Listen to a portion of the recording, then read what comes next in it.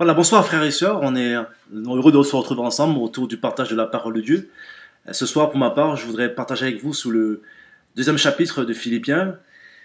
Et dans ce chapitre, Paul parlera de la joie qu'éprouve le croyant de servir Dieu. Nous avons vu la joie dans le chapitre 1 que Paul lui-même éprouve d'annoncer Christ. Mais ce soir, on va voir ensemble la joie qu'éprouve le croyant, le disciple de Jésus, de le servir.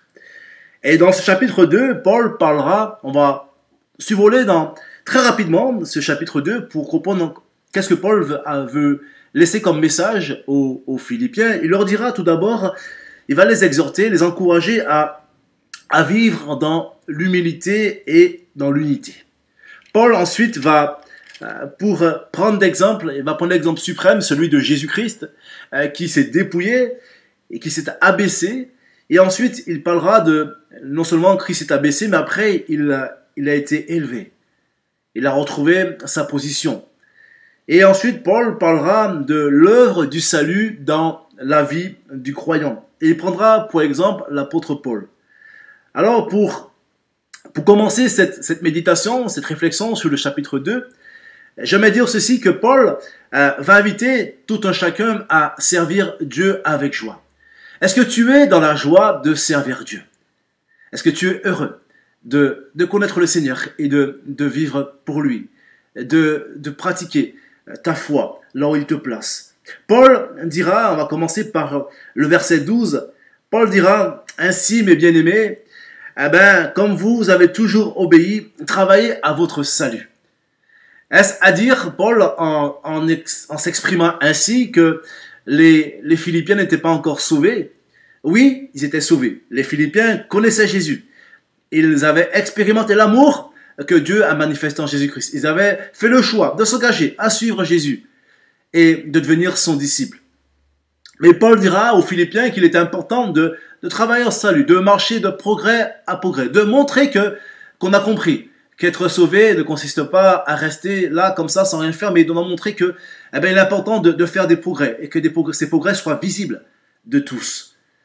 Et Paul leur dira, il va mettre en évidence que ces progrès doivent être visibles non seulement quand il est là, mais surtout quand il n'est pas là. Et mon frère, ma sœur, ce soir, j'aimerais simplement te rappeler rapidement qu'il est important que tu puisses faire des progrès, que tu puisses marcher de progrès en progrès, non seulement quand le serviteur de Dieu est là, mais encore plus quand il n'est pas là. Et aujourd'hui, dans nos situations, il n'y a pas de pasteur avec nous, mais on doit montrer qu'on a acquis une certaine maturité, on a acquis une certaine forme de dépendance, d'autonomie, et qu'on est responsable de ce qu'on fait. Paul insistera sur le fait qu'il devait être responsable, oui, chacun de ce qu'il faisait.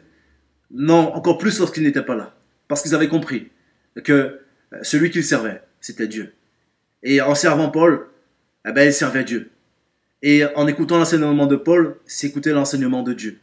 Oui, il est important de réaliser que je dois être fidèle en toutes choses, là où Dieu me place. Et puis Paul continue au verset 13, il dira, car c'est Dieu qui, regardez avec moi, qui produit en vous le vouloir et le faire. Paul est en train de dire aux Philippiens que Dieu est celui qui produit en eux le vouloir et le faire selon son bon plaisir. On y reviendra. Au verset 14 et 16, à 16, Paul dira ceci, et c'est sous cela que je voudrais qu'on puisse s'arrêter. S'arrêter sur le verset 14 à 16, où Paul dira ceci, « Faites toutes choses sans murmure. » Oui, lorsqu'on a compris qu'on était amené à servir Dieu, dans ce service pour Dieu, tout ce que notre main trouve à faire, on doit le faire. Oui, tout ce que ta main trouve à faire, tu dois le faire. Il n'y a pas de petites choses. Il n'y a pas de petits services. Mais tout ce qu'on fait, on doit le faire avec le bon état d'esprit.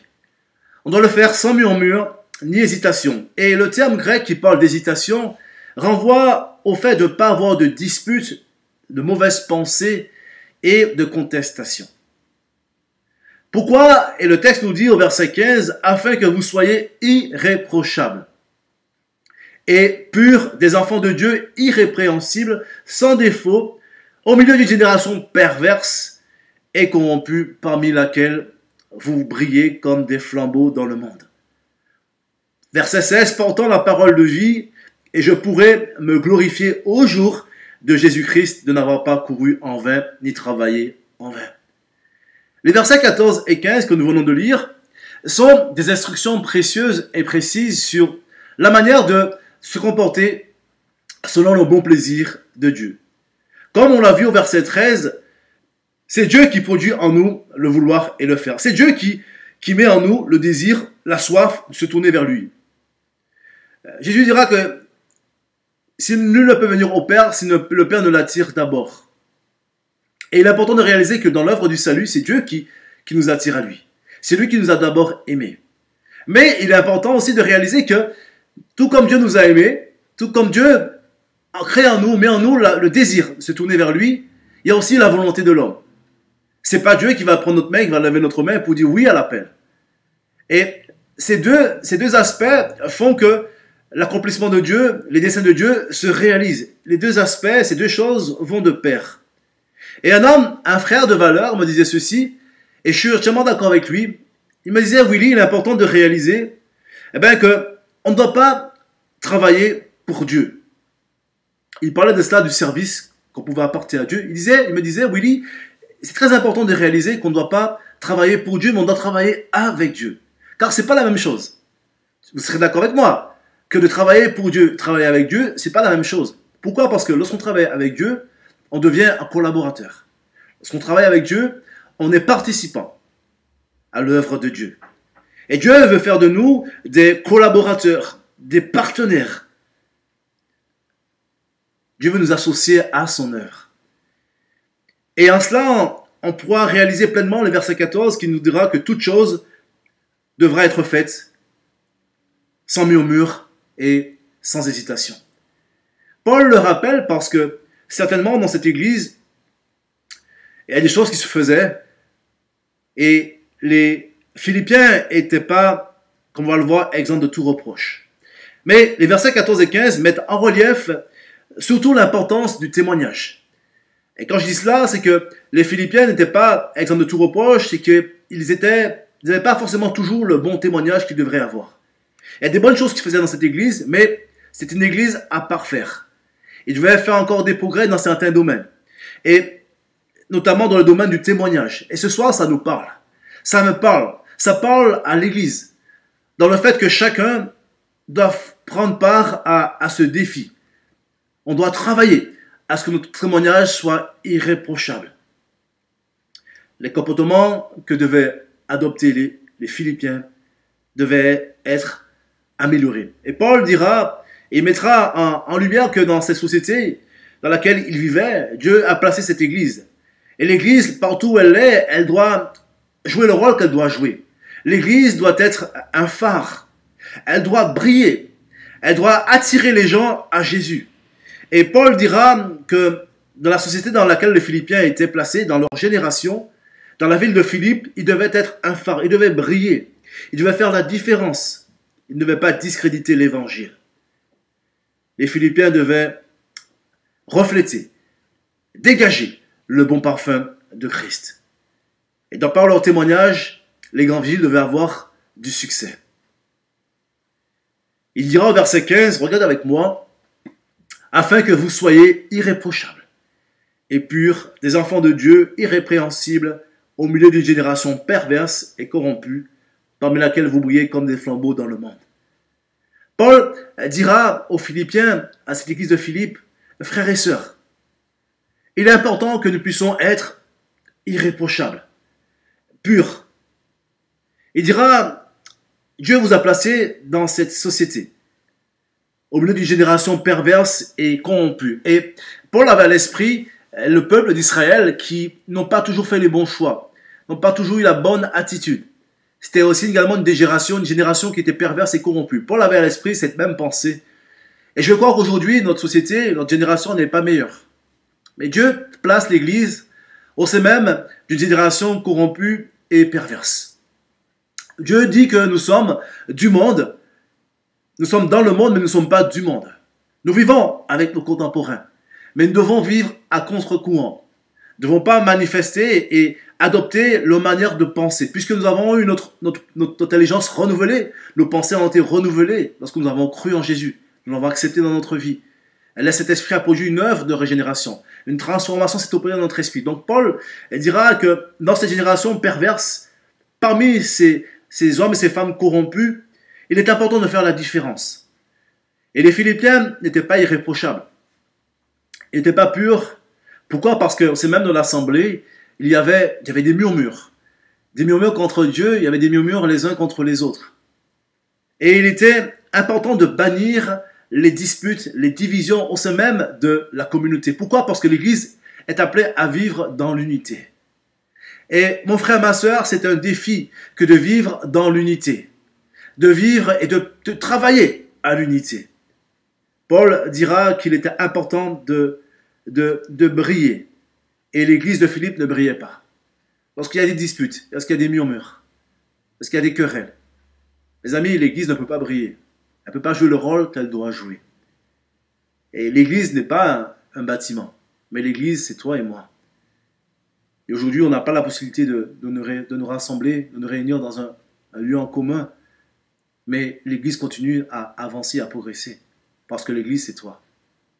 Nous sommes chacun des temples du Saint-Esprit. Et là où Dieu nous place, nous devons briller et mettre le focus sur Jésus. Et il y a le verset 3 et 4 de notre chapitre 2 qui parle, et Paul qui dira ceci, regarde avec moi le verset 3 et 4. Paul dira aux Philippiens, ne faites rien par esprit de parti ou rivalité. Quelque part, Paul est en train de dire aux Philippiens, mes frères et sœurs, qu'il n'y a rien, aucune ambition personnelle dans votre service pour Dieu. Ne cherchez pas votre propre intérêt. Ne faites rien par vaine gloire. Mais il leur dira, frères et sœurs, que tout ce que vous faites, que tout ce que vous dites, soit fait pour la gloire de Dieu. Que tout ce que vous faites, tout ce que vous dites, soit là pour mettre le focus sur la personne de Christ. Qu'il n'y a aucun intérêt personnel dans votre service pour Dieu. Que ce soit un service désintéressé. Oui. Afin que le Christ soit vu en tout et en tous. Paul dira, mais que l'humilité vous fasse regarder les autres comme étant au-dessus de vous-même.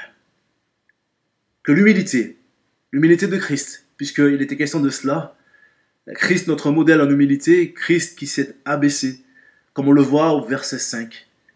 Et Paul invitera les Philippiens à avoir, à vivre, à pratiquer, à manifester, oui, les sentiments qui étaient en Jésus-Christ. Il dira au verset 6, existant en forme de Dieu, il n'a point regardé son égalité avec Dieu comme une proie à arracher. Christ était dans la gloire.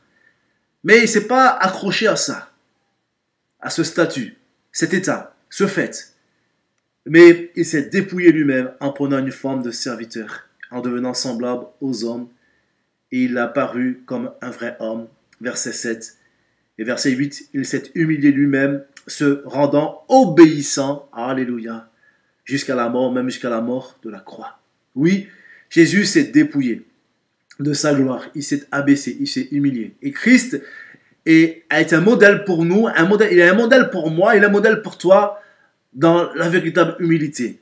L'humilité, c'est se dépouiller, c'est s'abaisser. Et Paul dira aux Philippiens que chacun de vous, verset 4, au lieu de considérer ses propres intérêts, considère aussi ceux des autres. Oui, chacun doit considérer les intérêts des autres, doit détourner nos regards sur notre propre personne, être recentré sur notre propre personne. C'était le problème de l'église de Philippe. Ils étaient devenus égocentriques. L'ego, mes amis, on doit combattre, car c'est charnel. Mais on est amené à vivre par l'esprit, de l'esprit.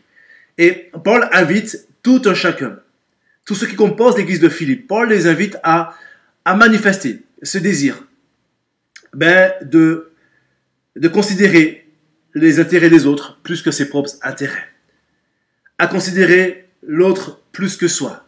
C'est pas évident, vous êtes d'accord avec moi, mais c'est le challenge, c'est un défi. Et on doit progresser dans ce domaine. Paul dira, il reprochera aux Philippiens de ne pas être irréprochables. Il ne leur dira pas qu'ils n'étaient pas parfaits, parce que personne ne peut être parfait. Aucune église n'est parfaite. Aucune. Aucune ne sera parfaite. Et ce n'est pas le propos de Paul.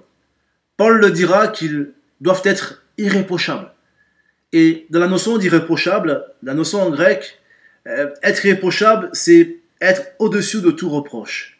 C'est-à-dire que Paul va inviter les Philippiens à relever le défi que chacun dans son témoignage doit être trouvé irréprochable. Chacun dans son témoignage, chacun doit relever le défi d'être retrouvé au-dessus de tout reproche. Et il s'agit pour chacun de relever ce challenge parce que c'est pas évident. On branche de différentes manières. Vous serez d'accord avec moi. Mais il s'agit là d'un témoignage collectif. Et l'Église, comme je l'ai dit, je le rappelle chez chacun d'entre nous, et il en va du témoignage pour ne pas discréditer l'Évangile. Il en va du témoignage de chacun parce que chacun forme un corps. Et le corps, l'Église, a une réputation. L'Église a un témoignage à travailler, à cultiver. Pourquoi? Parce que lorsque le témoignage de l'Église est bafoué, c'est l'Évangile de Christ, c'est Christ qui est déshonoré. Paul va inviter les Philippiens à vivre en plein accord. Il sera question d'unité. Comme on le voit au verset 2, même sentiment, même amour, même âme, une même pensée. Et ce soir, c'est le défi que je nous lance. Que Dieu nous donne la force de vivre la même pensée, même amour, même âme, même sentiment. De vivre l'unité comme il voudrait que nous puissions le vivre, selon son bon désir. Mes amis, mon frère, ma soeur, j'ai conscience que ce n'est pas évident ce que je dis ce soir, mais que Dieu nous fasse grâce et qu'il nous donne de vivre pleinement cette unité qui fait tant la joie de notre Père, de vivre l'amour de Dieu et qui bannit les différences. Acceptons-nous les uns les autres tels que nous sommes. Que le plus fort puisse rejoindre le plus faible dans ses faiblesses, l'aider à avancer. Que l'Église grandisse ensemble et que personne ne soit laissé en retrait, mais que nous puissions avancer au rythme du plus faible. Nous marcher dans l'unité, dans l'humilité, on doit regarder les autres comme étant au-dessus de nous. On doit mettre en œuvre le salut de Dieu. Oui, c'est cela que Dieu nous appelle à faire. On est sauvés, merci Seigneur, mais on doit travailler à notre salut. On doit faire des progrès visibles. On doit marcher, tendre vers la maturité spirituelle. Pourquoi? Parce que il est important que l'évangile de Christ ne soit pas bafoué. Il est important que le nom de Jésus ne soit pas déshonoré. Oui, Dieu place l'Église dans des quartiers pas toujours faciles. Dieu place l'Église dans des villes où c'est pas toujours évident, où il y a la corruption, le péché s'accroît. Mais là où Dieu nous place, on doit être des flambeaux. On doit briller. On doit travailler à ce que l'amour soit visible. On doit travailler à ce que l'humilité soit visible. On doit travailler à ce que l'odeur de Christ se dégage afin d'attirer ceux qui ne connaissent pas encore le Seigneur. Oui, l'Église est un phare. Et tu es un phare là où Dieu te place. Et ce phare que tu es doit être un spot pour attirer ceux qui ne connaissent pas Jésus vers la véritable lumière. Oui, là où tu es, brille. Que l'Église de Christ puisse briller afin d'être un flambeau, afin d'attirer le plus grand nombre à lui. Et Paul dira au verset 16 du moins, pour terminer, portant la parole de vie, et je pourrai me glorifier au jour de Christ, n'avoir pas couru en vain ni travaillé en vain. C'était le souci de Paul, de ne pas travailler en vain.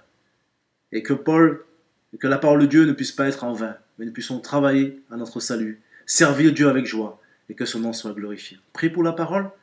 Seigneur, merci pour ta bonne parole qui est esprit et vie. Je te prie maintenant de la bénir dans nos cœurs, que nous puissions vivre ce que nous avons entendu ce soir, que nous puissions être trouvés fidèles, que nous puissions bannir les divisions, mais que nous puissions travailler à notre salut, faire des progrès, tendre vers la maturité spirituelle, servir avec joie, être des collaborateurs, non pas travailler pour Dieu, mais travailler avec Dieu. Et que là où tu nous places, que nous puissions faire la joie du Père. Au nom de Jésus. Amen. Que Dieu vous bénisse. Et je vous dis à très très très bientôt.